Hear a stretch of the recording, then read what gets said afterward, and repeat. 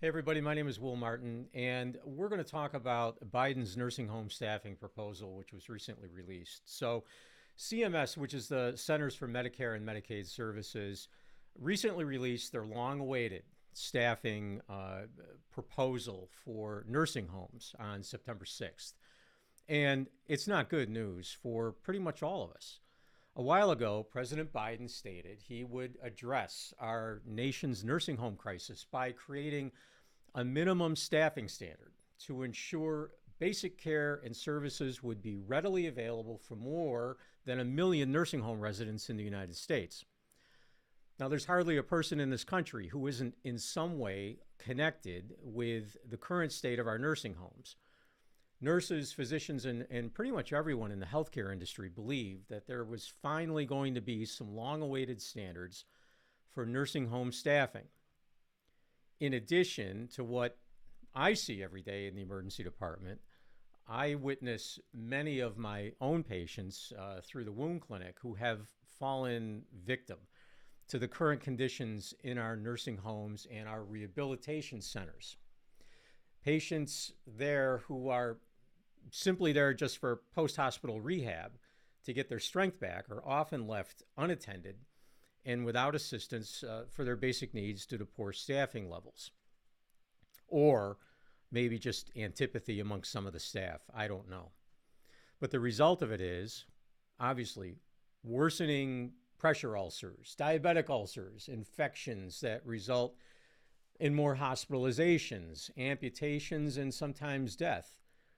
So the hope was that CMS would finally address this problem, but the standards proposed on September 6th were so minimal and with such glaring exceptions that many nursing home residents are going to see no benefit whatsoever. Now, some might consider that the following proposed rule change is kind of a win. I'll let you decide. Previously, a nursing home had to have one registered nurse on duty for just 8 hours per day. Now, that's going to be increased to 24 hours under this new CMS proposal.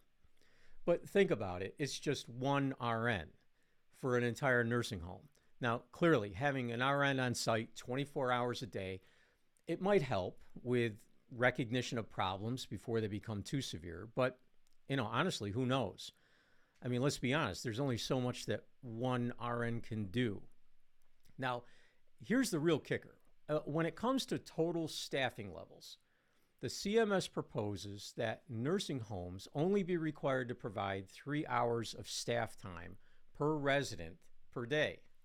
I mean, this actually flies in the face of a CMS study that was conducted on its own that showed a minimal staffing level of 4.1 hours per day of care was necessary in order to avoid neglect. And here's the other kicker to this. CMS will grant waivers to both rural facilities and communities with below average numbers of healthcare providers. You wonder where that is, probably in the inner city, right? Now, these facilities must make a good faith effort to recruit and retain staff in order to get a waiver. But how does one recruit or retain staff when restaurant workers are enjoying a minimum wage that's twice what the average nursing home aide is earning? I mean, this is outrageous, and we all know it. So it begs the question, do we as a nation not really care about our nursing home residents?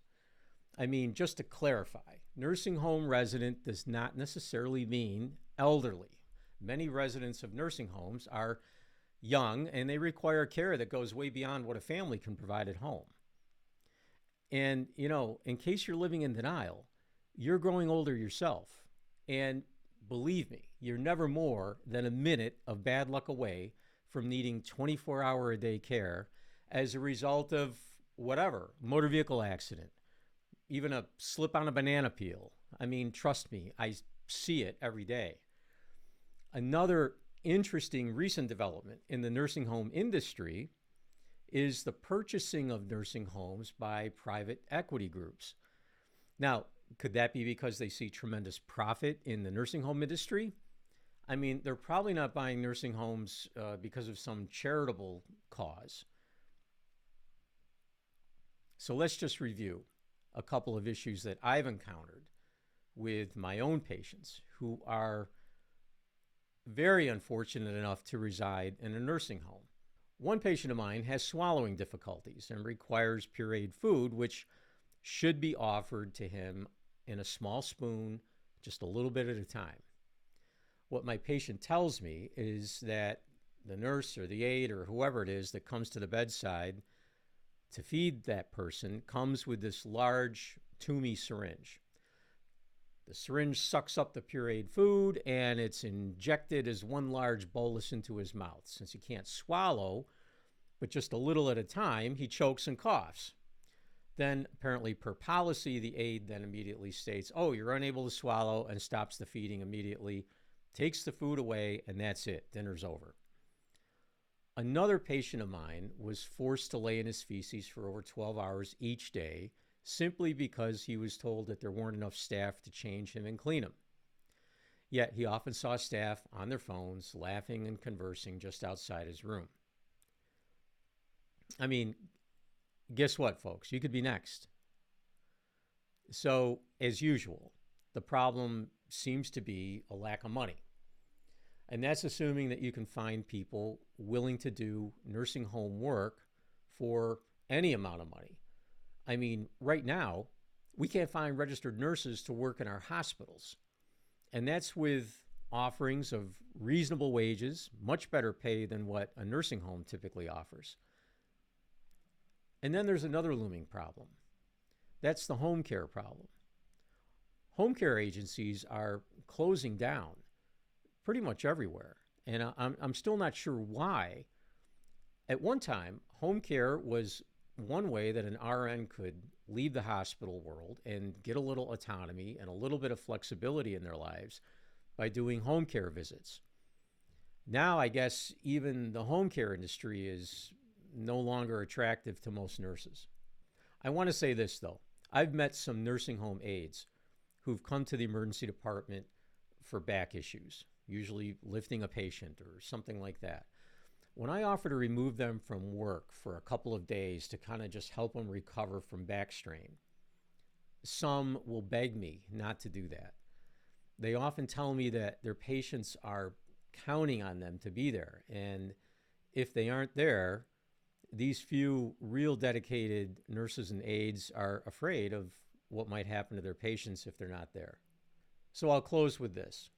There's something globally wrong with our healthcare industry, and it's beyond anything I've seen in my 40 years in the business. And it goes really way beyond the gripes with, insurance companies, not paying for procedures. It's almost become a cultural thing and a political thing now. I'm not sure really if COVID had as much to do with it as we think, because it was really starting before COVID hit.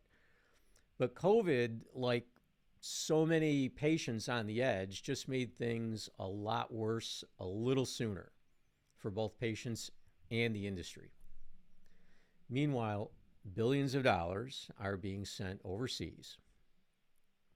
I'll leave it at that. Thank you for watching, and please consider subscribing to the channel and leaving a comment on this video. I appreciate it, and until next time, take care.